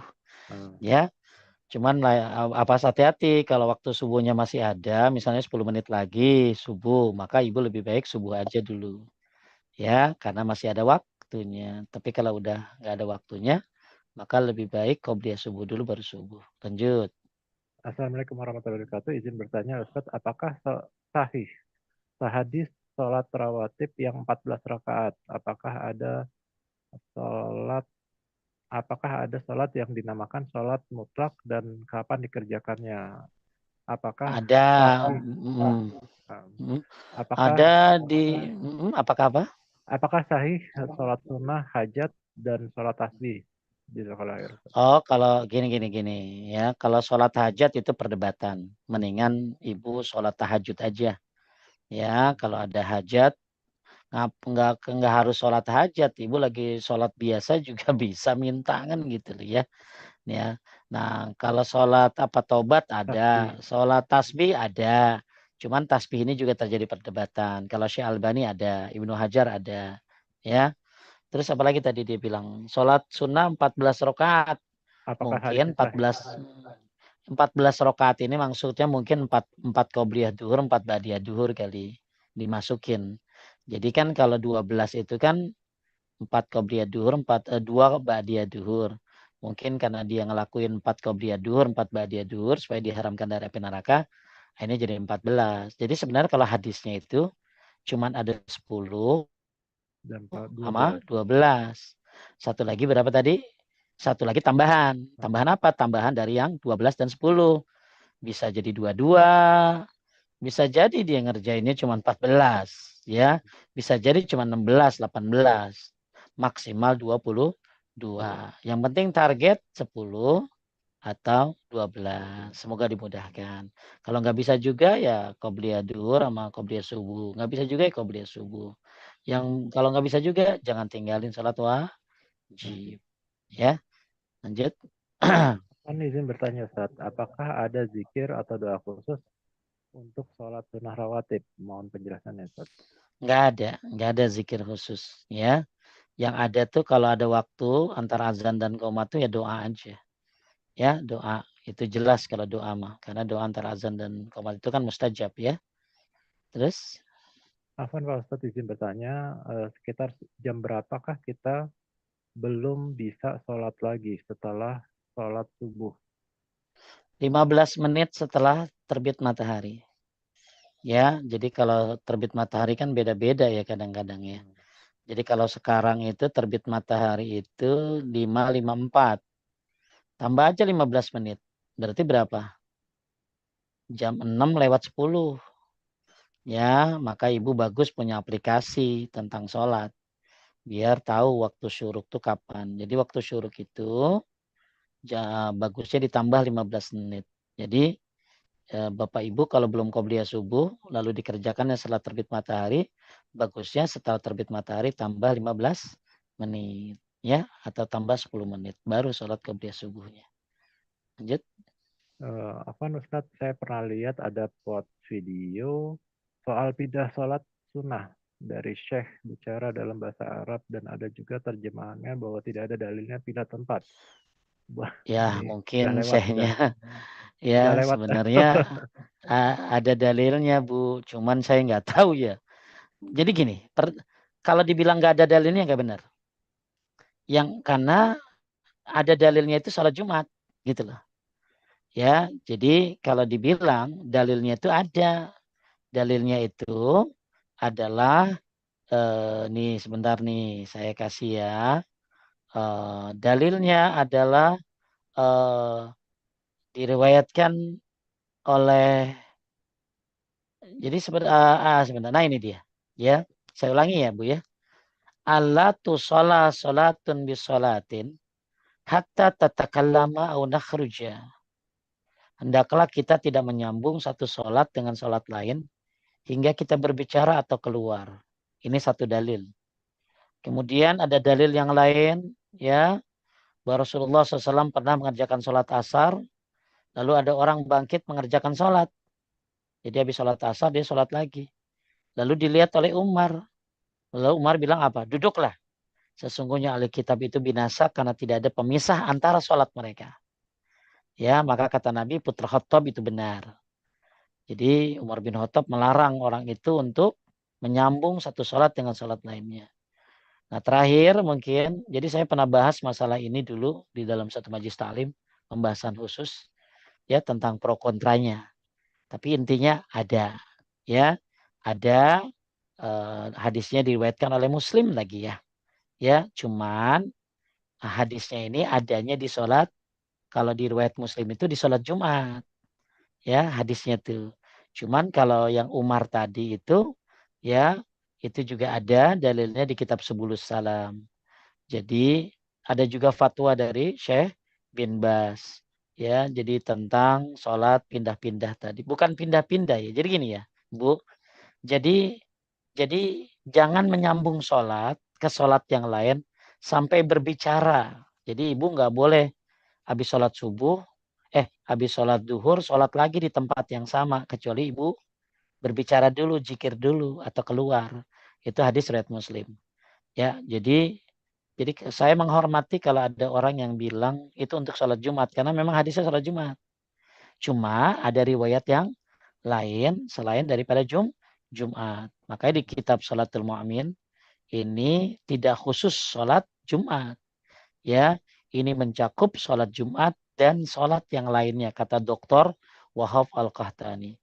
Ya, perbandingan aja ya. Jadi kalau syekhnya bilang begitu ya kita hormatin aja ya. Ini kan masalah fikih ya, bukan masalah akidah. Kadang beda pendapat tuh boleh. Gitu ya. Kalau saya ada dalilnya ya. Wah, dalilnya mungkin dua, ada tiga ya dalilnya itu kalau nggak salah ya. Dan saya lupa berapa dalil itu ya. Tapi intinya ada. Wallahu a'lam. Lanjut. Baik Ustaz, Assalamualaikum warahmatullahi wabarakatuh. Pak Ustadz, izin bertanya, saya pernah mendengar pada saat ruku kita bisa berdoa dalam hati. Apakah itu benar dan ada dalilnya? Ruku. Apa? Ada, Apa sih? Saya pernah izin mendengar pada saat ruku kita berdoa. Jadi kalau lagi ruku itu yang ada kita disuruh mengagungkan Allah. zikir. Ya, bukan doa. Kalau doa itu lagi sujud, setiap sujud atau sebelum salam. Jadi Nah, saya nggak tahu kalau ada itu ya. Tapi yang saya tahu kita tuh lagi ruku disuruh mengagungkan Allah. Ya, ya bukan berdoa. Kalau doa itu tempatnya lagi sujud atau sebelum salam. Setiap sujud atau sebelum salam. Lanjut. mungkin ini kali ya Ustadz, kalau doa, kalau minta, kan salah satu bacaan pasal satu ruku, Allahumma robbi firli. Jadinya doa minta ampun. Bukan subhanaka Beda Allahumma lagi. rabbana wa bihamdika Allahumma gfirli. Robbi Itu firli. berarti itu juga doa ya, doa Doa. ya. Mungkin doa Berarti itu ya, kali ya. nah, Ustadz. Tapi bukan doa bebas ya, itu kan doa yang Nah, dikhususkan. Ya, lanjut. nah. Semoga Ustadz senantiasa sehat walafiat. Izin bertanya, Ustadz, setelah Qobliyah, apakah boleh berdoa sebelum sholat wajib untuk memisahkan antara sholat rawatib dan sholat wajib? Boleh, yang penting berbicara. Nah, Berbicara itu bisa dua hal ya. Yang pertama zikir, kalau kata Syekh bin Bas. Yang kedua, bisa saja berbicara itu ngobrol. Itu pendapat dari Ibnu Abbas. Ngobrol. nah, Gimana? Sehat? Ya gitu loh. Ya. Apa kabar Bu? Ya itu ngobrol. Kalau doa gimana Pak Ustadz? Termasuk. Doa juga kan bagian daripada ibadah. Ya termasuk boleh. Lanjut. eh, izin bertanya, eh, pernah baca, izin bertanya, pernah baca dua-dua sebelum zuhur, dua setelah zuhur di rumah, di Rumah di surga, surga. kalau hah? Kalau dua-dua istana di surga. Betulkah Ustaz? Aduh, kalimatnya tuh baitun fil jannah. Ya, rumah di surga. Jadi jangan ributin antara kambing atau domba kurban itu. Sebagaimana kita jangan ributin rumah dan istana. Karena yang intinya rumah di surga itu kayak istana kali ya. Nah, Jadi setahu saya dalilnya itu adalah rumah di surga. Ya, rumah di surga. surga. Jadi kalau pernah baca, saya tak bingung ibu baca yang mana gitu, baca apa gitu ya. Saya juga belum pernah dengar ada orang bedain antara rumah sama istana gitu ya. Ya, jadi Nah, kalau dua-dua sebelum zuhur dan dua setelah zuhur itu rumah di surga. Kalau badannya dua-dua istana di surga. Badiahnya kali ya. Ya, jadi Bu yang ada dalilnya itu ya 12 rumah di surga itu. nah, Ya, 12 itu qobliyah duhur 2, qobliyah duhur 4, ba'diyah duhur 2. Itu rumah di surga. Ya, 4 qobliyah duhur, 2 ba'diyah duhur, 2 ba'diyah maghrib, 2 ba'diyah isya, 2 qobliyah subuh. Itu 12 dapat rumah di surga. Jadi bukan bukan dua-dua tapi 4 ya. Nah, mungkin yang maksud ibu ini sebelum duhur 2 bukan 4. Itu hadis dari Ibnu Umar. Tapi hadisnya nggak ada rumah di surga, nggak ada istana di surga. Ya, jadi Ibnu Umar itu ngeriwayatin 10. Ya, kalau Aisyah dan Ummu Habibah itu 12. Kalau Ibnu Umar bilang 10 itu qobliyah duhur 2, ba'diyah duhur 2. Tapi nggak ada penjelasan. Dibuatkan rumah di surga itu bukan yang buat qobliyah duhur 2, ba'diyah duhur 2. Tapi yang ada penjelasan rumah di surga itu adalah 4 qobliyah duhur, 2 ba'diyah duhur, 2 ba'diyah maghrib, 2 ba'diyah isya, 2 qobliyah zuhur. Kemudian mungkin gini ya, kalau 12 istana di surga, kalau 10 rumah di surga. Ini mengada-ngada gitu ya. Ya, jadi yang ada tuh 12 rumah di surga. Kalau yang 10 nggak ada. Nggak ada dalilnya rumah di surga. Tapi tetap dapat pahala lah. Ya, kan namanya juga sholat, pahalanya gede itu mah. Ya, agak unik ya pertanyaan ibu-ibu itu ya. Cuman saya bingung ibu baca di mana ya. Ini ada yang Nggak nanya, apa-apa. kode sholat yang tertinggal diutamakan dulu. Kalau saya berpendapat orang yang ninggalin sholat dulu tuh mendingan tobat, jangan ulangi lagi, terus banyakin sholat sunnah. Ya, itu saya berpendapat itu aja ya. Walaupun ada yang berpendapat kodok ini dan lain sebagainya, saya lebih berpendapat tobat, jangan ulangi lagi, perbanyak sholat sunnah. Lanjut. Afan, Ustaz Assalamualaikum. izin bertanya ke Afan. Ana baca dulu, Ustaz.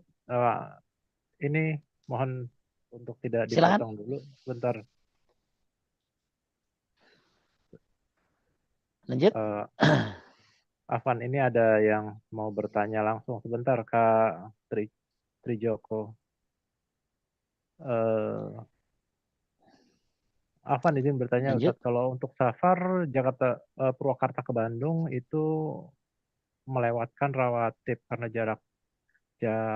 jaraknya udah syarat masuk safar. Apakah Menjamak. jaraknya masuk safar? Ya kalau bingung, pencet aja 85 km selesai. Ya, kalau bingung ya. Kalau bahas safar kan panjang banget Ibu. Pak ya, harus ada bahasan khusus ya. Tapi intinya kalau Bapak Ibu bingung, ini jarak safar apa belum, ya udah pencet aja 85 km apa belum. Gitu kalau bingung. Kalau saya safar, walaupun belum sampai 80 km. Ya, kenapa? Ya karena Purwakarta, Bandung, itu lumayan jauh. Jadi ya agak panjang sih bahasannya. Tapi intinya kalau bingung 80 km aja. 85 km ya. Ya, lanjut. Bismillah, izin bertanya.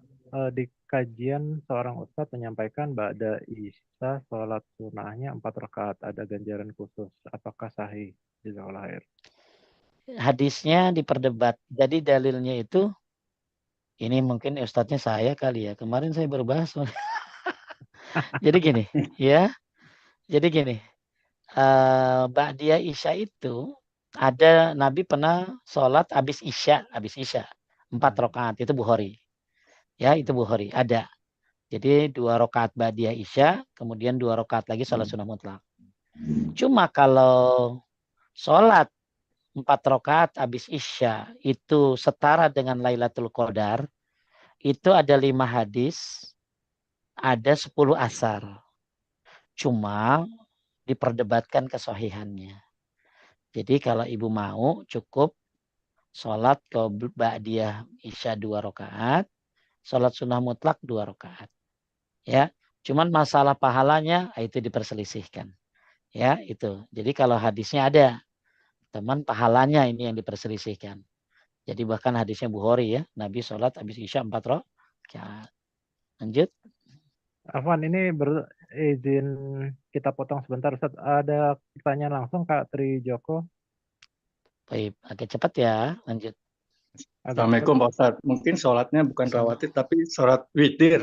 Kita ini kan orang-orang sudah tua Pak. Giliran menjelang subuh tuh perut sakit ya. Bolehkah kita witir dulu terus habis itu lanjut tahajud misalnya gitu? Boleh, nggak Kadang-kadang apa-apa Pak. boleh gitu ya. Nggak Kan apa-apa. kadang-kadang kita Witir, takut mepet ya nih perut sakit nih. Ah udah boleh, kita boleh. witir aja dulu terus nanti Nggak habis apa-apa. witir kita BAB apa segala macam gitu terus baru lanjut Boleh, tahajud. boleh. Boleh. Boleh. Jadi Makasih Pak witir Ustadz. itu boleh sama-sama. Witir itu boleh diawalkan atau boleh diakhirkan. Ya, badirus subuh bil witir, apalagi kalau udah mau masuk subuh witir. Maka Bapak kalau emang mules apa takutnya nanti malah witirnya kagak kesampaian, maka salat witir dulu. Nanti setelah witir baru tahajudnya. Boleh nggak apa-apa Pak? Ya, lanjut. Alhamdulillah. Makasih Pak Ustadz. Makasih. Sama. Ustaz, saya bacakan lagi, Ustaz, untuk pertanyaan di kolom chat. Ustadz rawatib 12 rakaat sudah ditentukan tersebut. Tidak sempat ba'diyah zuhur, sudah masuk waktu asar. Bisakah kita qobliyah asar 2 rakaat saja sebagai pengganti Boh, rawat? intinya sholat qobliyah duhur boleh dibayar habis duhur. Sholat ba'diyah duhur dibayar habis asar, cuman nggak boleh jadi kebiasaan. Ya, tapi kalau ibu sholat qobliyah duhur, qobliyah asar 2 rakaat boleh, nggak apa-apa ya. Yang maksimal 4, ya minimal 2. Ya, lanjut. Izin bertanya Ustadz, apa betul zikir setelah Cuman sholat? bisa sebentar. Cuman nggak bisa jadi pengganti 12. Karena 12 ini dalam hadis Ummu Habibah ditentuin. Nggak ada qobliyah asar. Ya, yang ada tuh qobliyah duhur, ba'diyah maghrib, ba'diyah isya, qobliyah subuh. Ya, jadi mungkin kalau ibu nggak bisa 12, ya mungkin 10 aja yang Ibnu Umar. Ya, jadi kalau qobliyah asar itu tidak mencukupi jadi 12. Karena 12 itu sudah ditentukan ya. Sudah ditentukan. Lanjut. Lanjut. Ya. Ya. Ya. Lagi, ayo Kang Oh, Brian. Afwan Ustadz. Lanjut. Suaranya putus-putus Ustadz. Afwan. Ya. Mungkin kalau sesekali aja boleh kali ya Ustadz. Mungkin ada uzur atau apa. Artinya jangan dibiasakan untuk menggunakan 2 rakaat untuk qobliyah asar ini Ustadz. Saya tidak sepakat ya, karena Nah, itu ada dalilnya. Ya, di antara 2 azan itu ada sholat. Ya, jadi di antara 2 azan itu ada sholat. Ya, Nabi yang bilang kan. Terus izin bertanya Ustadz, apa betul zikir setelah sholat boleh dibaca 10-10 apabila kita sedang terburu-buru? ada, cuman nggak pakai la ilaha illallah. Subhanallahnya 10, alhamdulillah 10, Allah akbar 10. Itu ada. Ya, lanjut. Kalau sholat zuhur dijamak ke asar, mana yang diutamakan sholatnya? Zuhur dulu baru asar. Ya, biar berurutan. Taib, lanjut. Assalamualaikum warahmatullahi wabarakatuh. Ustadz, kalau lagi safar, apakah sholat tahiyatul masjid? Apakah sholat tahiyatul masjid? Boleh, nggak apa-apa. Tahiyatul masjid kan yang apa nggak apa-apa sholat tahiyatul masjid walaupun safar. Ya. Lanjut. Bentar. Ini buru-buru nih Ustadz Aflat. Bolehkah kodok saat ada waktu padat sedangkan tidak. Aduh, ini gimana ya maksudnya ya? Nggak ngerti dah. Bolehkah ada kodo saat ada waktu padat sehingga tidak bisa waktu asar, maka kita jam awal sholat zuhur. Aduh, mungkin minta diulangi aja. Lanjut terakhir. Baik, yang terakhir sholat witir bolehkah dikerjakan sebelum tidur? Boleh, nggak apa-apa. Ya, ada dari Abu Hurairah, ada dari Anas bin Malik, ada dari Abu Zar hadisnya. Walaupun yang lebih utama itu adalah di akhir, ya. Jadi boleh bagi yang ngantuk, yang takut kenapa-napa. Bismillah, Ustaz, izin bertanya, jika 14 rakaat rawatibnya qobliyah dan ba'diyah zuhurnya 4 rakaat, ganjarannya haram neraka, sahihkah? Iya kan tadi 4 qobliyah duhur, 4 ba'diyah duhur. Ya, 4 man hafazo, siapa yang menjaga 4 qobliyah duhur dan 4 ba'diyah duhur diharamkan dari api neraka. Ya, benar itu. Jadi qobliyah duhur 4, ba'diyah duhur 4. Ustaz, ada pertanyaan langsung, Kariza, silakan Kariza. Terakhir ya, saya mau jalan. Baik Ustaz, Assalamualaikum warahmatullahi wabarakatuh. Assalamualaikum warahmatullahi wabarakatuh. Ya, semoga Allah Ta'ala senantiasa selalu menjaga Ustaz dan memberikan kesehatan pada Ustaz. Amin. Baik Ustaz, izin kami bertanya Ustaz. Jadi masih hubungannya dengan sholat-sholat rawatib ya. ada yang ingin Anda pertanyakan eh, setelah setelah azan, antara azan dan iqomah itu kan eh, mustajab waktu untuk berdoa Ustadz. Jadi tadi Ustadz jelaskan kita meringankan sholat qobliyah subuh. Salah satunya adalah untuk memberikan waktu yang agak banyak untuk berdoa gitu Ustadz ya. Nah Di itu antaranya. insya Allah Anda sudah amalkan. Yang ingin ditanyakan begini Ustadz, yang mana yang afdol Ustadz? Apakah mengangkat tangan pada waktu itu, pada waktu berdoa, atau tidak usah mengangkat tangan gitu? Itu ada nggak penjelasannya Ustadz? Itu satu Baik, Ustadz. Yang kedua, maafkan Ustadz. satu-satu dulu ya. Saya Baik, lupaan baik, orangnya. Ya, baik satu. Ustadz. Jadi kalau doa antara azan dan iqamah itu bagusnya satu doa lagi sholat. Itu paling bagus. Ya, doa lagi sholat itu antum bisa qobliyah duhur karena waktunya panjang, qobliyah asar sambil doa lagi sujud sebelum salam. Sebaik-baik doa itu lagi sholat. Ya, kalau antum bisa. Kalau yang kedua, kalau antum doanya setelah qobliyah, maka setahu saya doanya itu mengangkat tangan. Ya, walaupun penjelasannya tidak ada. Kenapa? Karena hadis umum tentang doa. Allah itu malu kepada orang yang berdoa mengangkat tangan lalu tidak mengabulkannya. Akan tetapi tidak semua bisa dilaksanakan dengan mengangkat tangan. Ya, masuk kamar mandi, ya nggak usah mengangkat tangan gitu ya. Taib, itu aja jawaban saya. Ya, lanjut. Baik Ustadz. Satu lagi. Yang satu lagi Ustadz, pada waktu sholat Jumat, ini kan juga ada kesempatan untuk berdoa pada saat antara azan dan iqomah. Tapi kan di situ ada khutbah Jumat Ustadznya. Nah, sehingga Enggak, bukan di situ tempat berdoanya, bukan di situ. Tempat doanya itu ketika khotib turun dari mimbar untuk khutbah ya, kedua. betul ya. Ya, Itu yang Anda maksud Ustadz. Ini kan waktu khotib turun ini kan kadang-kadang singkat sekali Ustadz ya. Ya Kadang-kadang hanya doanya sejenak. Rabbana Atina aja yang padat aja doanya. Baik Doanya Ustadz. saya juga Ya, nggak baik bisa Ustadz. banyak-banyak itu doanya. Betul. Biasanya doanya yang pendek-pendek aja. Rabbana Baik. Atina itu kan udah pamungkas ya. Ya, baik Nah, Ustadz. Barangkali baik, itu baik. saja. Barakallahu Jazakallah fiik. Ustadz. Barakallahu fiik. Wah iya, sama-sama iya. Ustadz. Satu lagi ya. Ada Oh, lagi? baik. Saya mau jalan. Terakhir ini Ya. Ustadz Afan bertanya kalau mau berkurban di dua tempat berbeda, baiknya Keduanya nama untuk kepala keluarga. nama keluarga, Baik, satu nama saya istri, paham. satu nama istri, masing-masing memiliki penghasilan. Saya sih lebih senang kalau kurban itu di daerah masing-masing. Karena ini kurban bukan zakat. Ya beda ya. Kalau zakat itu antum mau kirim kemana aja buat fakir miskin yang penting. Kalau kurban itu bagus kita makan dagingnya.